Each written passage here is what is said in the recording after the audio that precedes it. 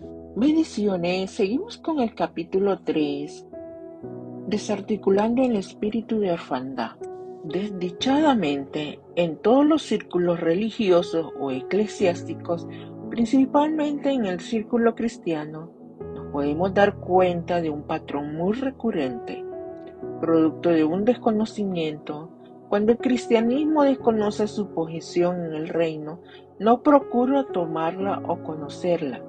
Se ve atravesando por diferentes condiciones y situaciones que siempre terminan desencadenando en un mismo denominador común, una falta de identidad.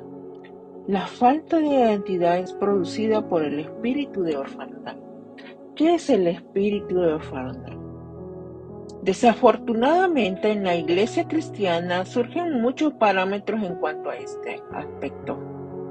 Jesús siempre protegió esa parte y más adelante te explicaré el por qué, pero quiero explicarte con detenimiento qué es el espíritu de orfandad. Cientos de cristianos han sido mal educados acerca de su posición en el reino. De hecho, muchos argumentan aquella frase célebre de aquel profeta que teniendo un problema psicológico en el momento, estando y sintiéndose solo, dijo: siervo inútil soy.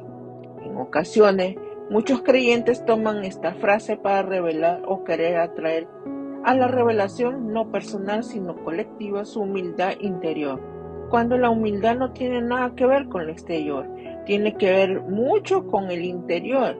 Explicaré luego qué es la humildad. Tomando esta frase de siervo inútil soy, está adueñándose completamente de su condición y posición en el reino. Al decir soy siervo, tú estás tomando la posición de aquellos que no tienen acceso a la casa. Hay que tener cuidado y mucha relevancia en cuanto a las palabras que articulamos con los hombres y mujeres de Dios. Las palabras que decimos, que ponemos en nuestra boca, cuando las verbalizamos se vuelven materia. Esa palabra que salió de tu mente, y cuidado si salió de tu corazón, puede ser el punto de partida, el punto final o el punto de estancamiento. Ese punto donde quedaste parado, frenado, estancado. Y no entiendes por qué no avanzas, porque tu vida cristiana se ha vuelto monótona, seca, apática, fría. ¿Por qué te sientes tan vacío? ¿Por qué te sientes tan solo? ¿Por qué teniendo a un Dios tan grande, te sientes como un huérfano dentro de la misma iglesia y te sientes sin cobertura? La palabra cobertura la traigo a colación, no hablando de la cobertura o la sombría que te puede brindar un hombre, un padre espiritual, un apóstol o un pastor. Te estoy hablando y les estoy hablando de hecho a muchos líderes que por falta de conocimiento no entienden ni comprenden que son hijos legítimos del reino y el espíritu de orfandad ha tomado posición en sus mentes. Y al tomar posición de sus mentes, la toma de sus acciones, sus palabras, sus verbos, su léxico. Cientos de cristianos están verbalizando que son siervos, por ende, su recompensa es de siervo. Debes tener cuidado de tu verbalizas. Todo el tiempo la palabra derrota vivirá en una derrota constante, porque tu palabra se vuelve materia y el enemigo ha sido muy astuto en este ataque en cuanto a este asunto de la orfandad. Porque él sabe que solo tienes que verbalizar la palabra, soy un siervo, y se generan muchos siervos inútiles. Cuando verbalizas eso, te estás diciendo tu palabra al ser un espíritu y salir por tu boca y volverse materia. Le estás diciendo a todos los reinos en el mundo espiritual que transformen tu entorno en el mundo físico de un siervo. Cuando tienes acceso a casa y estás afuera en la barraca como un esclavo. Cuando tienes acceso a la mesa del Padre y estás sentado en la mesa de la cocina donde comían los siervos. Debes tener mucho cuidado, porque el espíritu de orfandad opera en esta dimensión de querer llevar a la gente a un desconocimiento total. Porque él sabe que el día que tú tomas tu posición de hijo y los galardones y beneficios son muy diferentes. Hagamos una éxesis. de qué es un siervo y de qué es un hijo, porque hay mucha diferencia. Los siervos que están en la casa sirven en la casa o están afuera. Los de afuera vivían en barracas o en casas alrededor de la casa principal o de la casa madre. Y si eran siervos domésticos que vivían dentro de la casa, no todos sus accesos le eran permitidos. Podían limpiar la casa, las habitaciones de su señor, podían arreglar la ropa de su señor, cocinarle, pero jamás se sentaban a la mesa porque eran siervos. Cuando tú verbalizas tu celibato, no bajo la premisa de hablar de tu posición como servidor de Dios, no bajo la premisa de querer alterar o poner una humildad fingida, entonces lamentablemente siempre te va a ver en la posición de estar cerca de todo y no tener acceso a nada. El siervo podía manejar el carruaje de su señor, pero jamás se sentaba dentro del carruaje. Siempre estaba afuera manejando, aunque iba en el carruaje.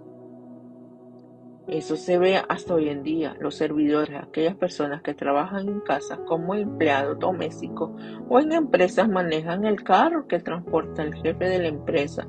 Lo limpian, lo cuidan, porque es su herramienta de trabajo. Si está dentro de sus contratos, lo chequean el aceite y la llanta. Le chequean el aire funcione. Chequean que el confort esté disponible para su señor, pero jamás tendrá el acceso de sentarse atrás mientras otro maneja, porque es de su posición ser siervo. Cuando digo la palabra siervo, servidor, no estoy adjudicando situaciones donde alguien tenga que dar un servicio por honra, porque somos un servidor nato. De Moisés, antes de llegar al desierto con un pueblo que Dios le había mandado sacar de Egipto. Moisés nació de una hebrea en el tiempo de una persecución, de una matanza, porque los egipcios se habían dado cuenta de que los hebreos estaban creciendo, harían más fuertes que ellos y matar los niños menores de 2. En estos días nació Moisés, que en un futuro sería el libertador de Israel. Nació de una hebrea esclava. Dice la Biblia que ella, al ver el peligro que corría el niño, lo puso en una arquilla o barco pequeño y lo puso en un carrizal a la orilla del río Nilo. Y mandó a su hermana a vigilar de cerca el destino que aquella pequeña barca. La historia cuenta que la hija de Faraón bajó el río a lavarse y vio la arquilla. Envió a sus doncellas a buscarla y vio al niño que lloraba.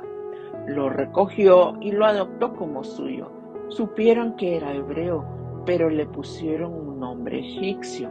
Y para sorpresa de la mamá de Moisés, la hija de Faraón lo llevó a Moisés para que ella le criara, hasta para poder ser destacado y hasta que dejara de usar la mamá. Este muchacho, ya protegido, patrocinado por la hija de Faraón, creció hasta cierta edad en casa de servidumbre, en casa de hebreos, en casa de esclavos, pero después fue portado a Egipto para que aprendiese de lo que eran las costumbres, las formalidades, los asuntos concernientes al reino, porque él era un príncipe entre ellos. Moisés aprendió letras, literatura, astronomía y todo lo que concierne a cómo hablar, cómo sentarse, cómo comportarse entre príncipes, entre reyes. Ahora la pregunta que es la siguiente: ¿por qué Dios tomó a un hebreo que sería un futuro libertador de Israel y lo mandó a criar en casa de una egipcia o en el palacio del faraón? Sencillo. Porque Dios no necesita un esclavo hebreo con mentalidad de esclavo. Él necesita un descendiente de esclavo, mentalidad de reino. Porque en un futuro el reino de los egipcios se iba a enfrentar con el reino de Dios. Y Dios necesitaba a alguien que tuviese mentalidad de príncipe y no mentalidad de esclavo. En otras palabras, la orfandad espiritual transporta a la gente de tener una mentalidad errónea de quiénes son, cuando son otra cosa. Si Moisés se hubiera criado en casa de hebreos, le hubieran hablado de un lenguaje de esclavo a Faraón y no hubiera sido atendido. Dios lo mandó a criar a casa de Faraón para que tuviera el lenguaje correcto. Por eso, en este capítulo te pido encarecidamente que saques la orfandad espiritual de tu corazón. ¿Cómo se hace eso? Tomando la posición que ya Dios te dio de hijo legítimo de su reino. Tú no eres un cualquiera, tú estás llamado a trascender, a sentarse con príncipes y reyes, a tener esa virtud de parte de Dios. Pero Dios necesita que tú cambies y transiciones. De la única forma que Él te va a sentar con los grandes de la tierra es cuando tú lo representes debidamente en la posición de hijo, no de esclavo o siervo. Porque Dios te necesita como hijo. Dios necesita que tengas mentalidad de hijo porque solamente los hijos tienen acceso total a las cosas del Padre.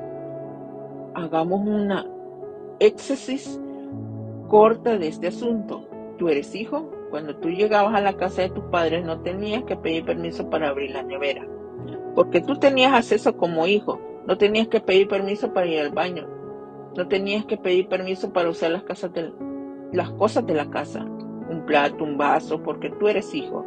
Y uno de los beneficios que te da saber que tú eres hijo legítimo de Dios es que tienes acceso total, sin restricciones, a todos los beneficios que el Padre te da. Cuando tienes un acceso total a todo lo que el Padre te puede dar, no hay otro punto de medida, ni de entrada ni de salida. Cuando tú vas a una casa que no es la tuya, pides permiso hasta para ir al baño, porque tú no tienes acceso en esa casa. Tú eres una visita. Tú tienes acceso total solo en tu casa. Bajo estos dos puntos de exégesis, estoy poniendo a colación en una tela del juicio la posición de hijo y la posición de siervo. Ya hablé en la posición de siervo, estoy hablando ahora en la posición de hijo. De hecho, serán 2 capítulos en uno. Cuando Jesús habló en Mateo 6 de los lirios del campo, de cómo se vestían, que no trabajan ni hilan, y ni aun Salomón con toda su gloria se vistió como uno de ellos. Él dijo: mi Padre lo viste. Cuando habló de las aves del cielo que no siembran, ni ciegan, ni recogen en granero, dijo: y vuestro Padre Celestial los alimenta. Cuando él dijo también en Lucas 11, ningún padre de esta tierra que son malos y su hijo pidió un pescado le dio una serpiente, ni se pidió un pan le dio una piedra. Jesús nos estaba enseñando a muchas veces que nos damos cuenta de los beneficios que tiene reconocer la paternidad de Dios, o sea, ser hijo legítimo, reconocer que somos hijos legítimos del Padre. Jesús dijo que ni aun los lirios del campo se vistieron, y dijo: y mi Padre lo viste. Lo extraño es que en esta enseñanza Jesús quiso poner muy claro el punto de tu provisión es muy diferente cuando hijo que cuando eres siervo. Hay mucha ventaja, y vuelvo y puntualizo y repito: como siervo tus accesos son limitados, como hijo no hay límite. Jesús dijo: Padre, que sean uno como tú y yo somos uno. Tú en mí y yo en ti somos uno. Otro de los beneficios que te brinda la posición de hijo es que tú eres uno con el Padre, uno en el Espíritu. Pablo dijo: ¿quién se une al Señor? Un espíritu es contigo. Y Jesús dijo: para que todos sean uno como tú, oh Padre, en mí y yo en ti, que también ellos sean uno en nosotros, para que el mundo crea que tú me enviaste. La gloria que me diste yo les he dado, para que sean uno, así como nosotros somos uno. Juan 17, del 21 al 21. Dijo Señor, dijo Padre, hay beneficios que los vas a obtener si Dios como Señor, pero son muy distintas las prestaciones y ganancias que puedes obtener de Dios como Padre. Mucha diferencia entre un siervo y un hijo. Te pido encarecidamente al final de este capítulo que comprendas y aceptes de una vez tu posición en el reino. Eres hijo legítimo de Dios, y porque te pido encarecidamente que entiendas tu posición en el reino para que goces de los beneficios de esa posición, y que quede claro en ti que me escuchas que jamás tendrás acceso total a las bendiciones del cielo si no tomas la posición correcta y derrocas la orfandad espiritual. El espíritu de orfandad te dice: tú no eres nadie, tú no tienes nada, tú no puedes llegar, no hay nada para ti, hasta aquí llegaste. El espíritu de orfandad te pone linderos, paredes, pone una puerta con accesos limitados. El espíritu de orfandad te repite que la unción es para otro, que no es para ti. El espíritu de orfandad te dice que los únicos que pueden ser ungidos son ellos, que Dios no puede fijarse en ti. Cuando el espíritu de orfandad logra conquistar y entenebrecer un corazón, desafortunadamente, las personas que no se dan cuenta y cambian sus acciones, sus preceptos, cambian su entendimiento, su manera de actuar, una persona influenciada bajo el espíritu de orfandad no camina igual. Si antes oraba, deja de orar, porque ese espíritu le dice: ¿para qué vas a orar si estás en la misma posición? No obstante, no sabiendo que estaba a punto de salir de dicha condición, y la última prueba era esa, que ese espíritu le iba a decir: ¿para qué seguir orando? Dejan de orar, dejan de ayunar, dejan de intimidar con el espíritu, dejan de leer, dejan de escudriñar y poco a poco van adoptando una actitud totalmente retrógrada. De hecho, una de las cosas que empiezan a materializarse es el carácter de empezar a sentarse más atrás en la iglesia. ¿Por qué? Porque el vivir bajo el espíritu de orfandad y estar influenciados por él, ciertas acciones empiezan a ocurrir, ciertas cosas empiezan a darse, ciertos pecados empiezan a manifestarse, y la persona influenciada ya se siente que por él mismo espíritu le dice: tú no eres digno de sentarte ahí. Y entonces vemos las personas empiezan a sentarse más atrás, más atrás, más atrás, y de repente deja de ir a la iglesia. En esta hora te pido encarecidamente en el Señor que empieces a buscar aquellos espacios donde te caíste, que sí, el espíritu de orfandad te visitó y te rebajó a la condición de siervo inútil. Recuerda una vez más que Cristo pagó un precio en la cruz del Calvario por ti y te dio una posición legítima con el precio de su sangre, hijo legítimo de Dios. Te bendigo.